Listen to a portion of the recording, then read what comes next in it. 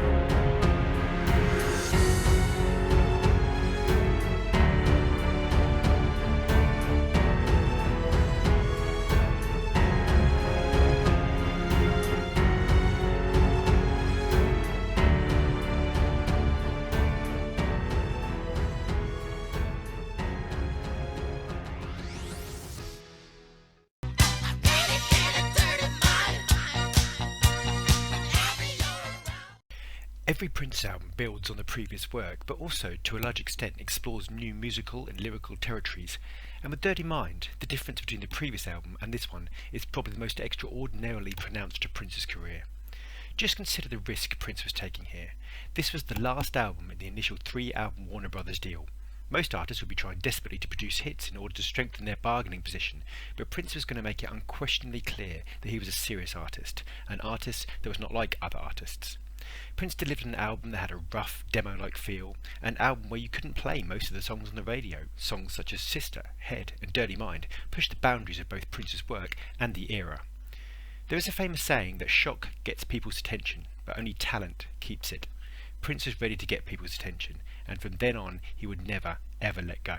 In just a few seconds over half an hour, Prince was garnering intrigue and curiosity with his new style of stripped-down funk punk, with added slices of eroticism, protest and taboo-breaking content.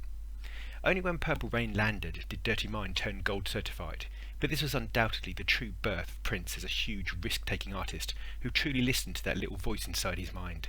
Prince was about to embark on a truly mesmerising and epoch-making decade. Soon the musical world would never be quite the same.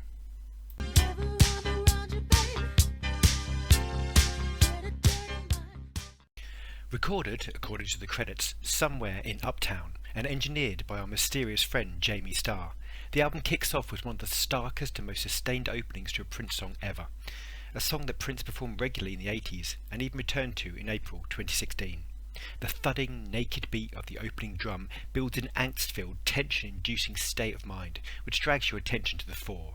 There's something about you, baby, it happens all the time. Whenever I'm around you, baby, I get a dirty mind. It doesn't matter where we are, it doesn't matter who's around, it doesn't matter, I just want to lay you down. There's a beautiful restraint to Prince's falsetto vocals, which turns into a yearning, pleading urgency, which builds and builds throughout the song, until at around 2 minutes 40 Prince just lets go, and is full of abandon at full throttle, virtually shouting with passion. This is particularly powerful as the song breaks down to the initial drum beat just 30 seconds before. This was the first song to be co-credited to a fellow band member, Matt Fink, who had just recently become Dr. Fink, and helped create the iconic keyboard riff to this track. Released as the album's third commercially available single, Prince's cult status was beginning to attract new attention from many quarters.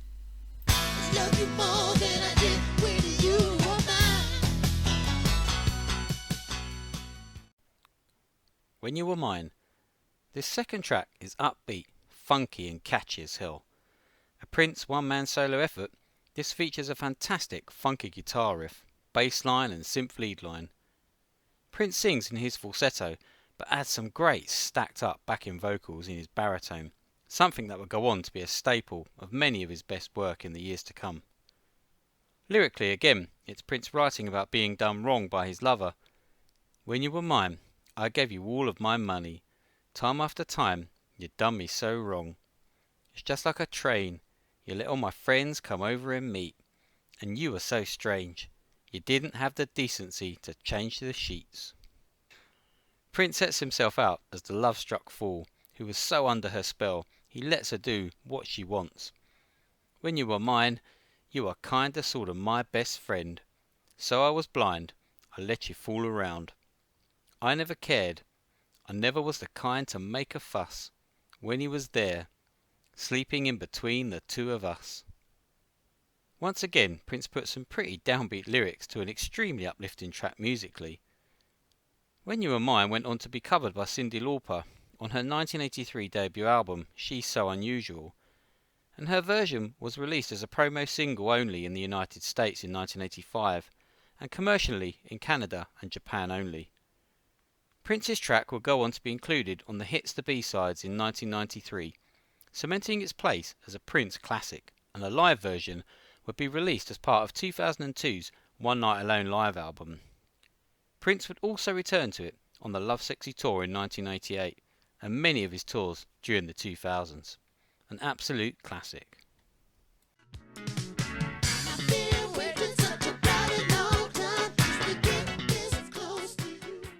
Some songs by Prince have layered meanings and varying possible interpretations, and some are very front and centre about their meaning. This is one of the latter. Rather like the Sign of the Times song It in theme, Prince is very clear about his intentions. I've been waiting such a bloody long time and you're talking to someone else. Now that I've got your attention, there's something I want to mention. One could argue that the title of the song is a little generic. As Prince's career developed, he would introduce much more nuanced and subtle lyrics into his work. However, it could be said that this album is all about the stripped down, raw sexuality, and this fits in well with this theme. Prince's band members recall that at this time they were asked each to adopt a persona, and Prince stated that his persona was going to be pure sex. Only the UK got to enjoy this one as a single.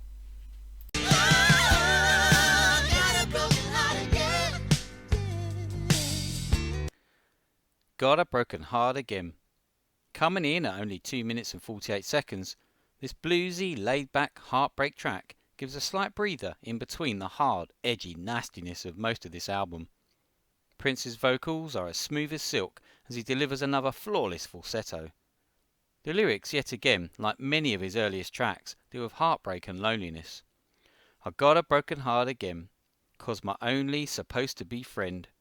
You see, he stole my old lady away from me, and now I'm just as blue as I can be.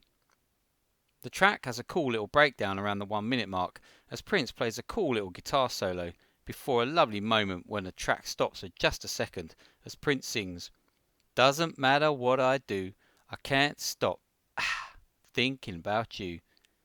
The little things you said, the things you do to me in bed. Oh baby, I can't get you out of my head." As the track closes, it sounds like Prince slams his guitar on the floor in a final act of frustration. Got a Broken Heart Again also appears on the soon-to-be reissued One Night Alone from the Aladdin DVD, and this live performance features some truly remarkable vocals as Prince hits some of the highest notes in his range. Truly incredible.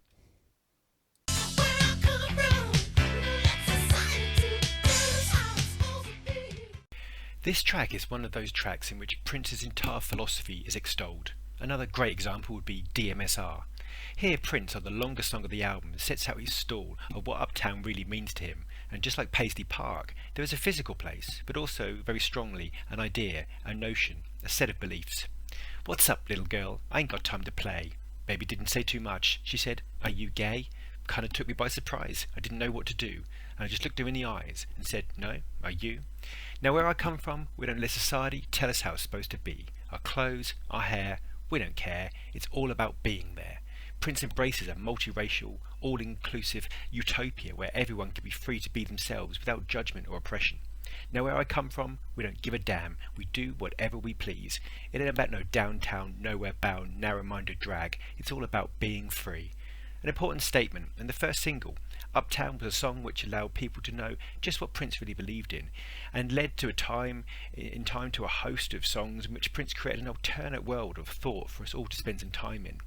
Throughout this song, Prince's falsetto is pushed to its limit, and he's pulsing with energy and drive, propelling the song through its relentlessly pacey duration. Maybe we all need to spend some time in Uptown.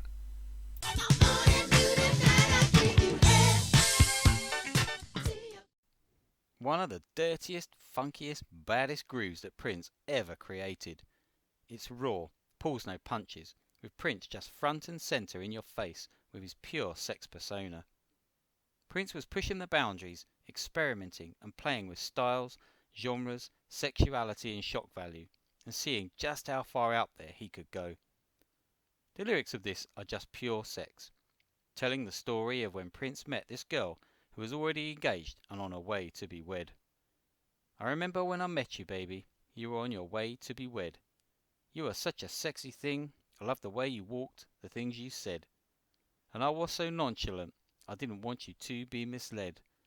But I got to have you, baby, I got to have you in my bed. And you said, I'm just a virgin on my way to be wed. You're such a hunk, so full of spunk, I'll give you head. Do you burn it up? Head. Do you get enough? Head. Till your love is red? Head. Love you till you're dead. You know you're good, girl, I think you like to go down. And you wouldn't have stopped, but I came on your wedding gown. Prince then wins over this woman. I must confess, I want to get undressed and go to bed. With that I jammed, you fool, you married me instead. Now morning, noon and night I give you head. Lisa Coleman makes her debut here on the vocals, after replacing Gail Chapman, who left the band after finding this song too shocking, especially the live performances, which clashed with her religious beliefs. Dr. Fink also features on this with a superb keyboard solo, which was even better live. Check out the Lovesexy 88 tour video for the best example. Head is classic Prince at his most controversial, funky and shocking. Surely he couldn't get more shocking than this.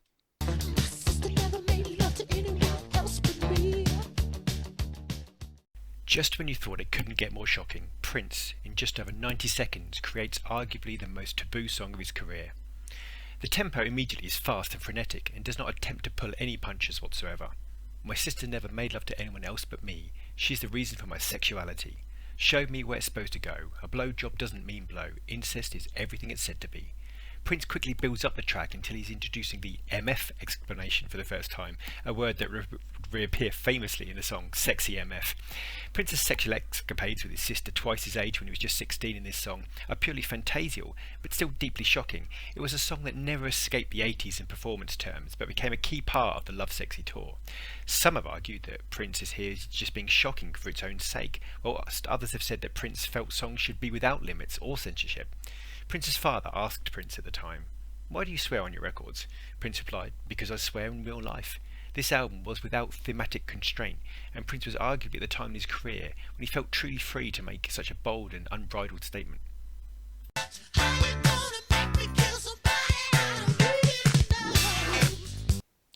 Party Up. The album closes with Prince's first real protest song, and one that has a famous backstory. Morris Day came up with the groove, and Prince loved it so much he offered Morris $10,000 or a record contract in exchange for using it. Morris chose wisely and chose the record deal, and the rest, as they say, is history. Lyrically, it's an anti-war song, with Prince stating his manifesto. We don't give a damn, we just wanna jam, party up, gotta party up. That army bag is such a double drag, party up. Got to party up. Got to party down, babe. Revolutionary rock and roll. We're going uptown, babe. How you gonna make me kill somebody I don't even know? Prince goes on. They got the draft. I just wanna laugh. Party up. Fighting wars is such a fucking bore. Party up. Got to party up. This track about fighting the systems and being free to party up and having a free state of mind is a real sign of things to come over the next two albums, and a theme that would become central to much of Prince's early 80s work. A great end to a fantastic breakout album.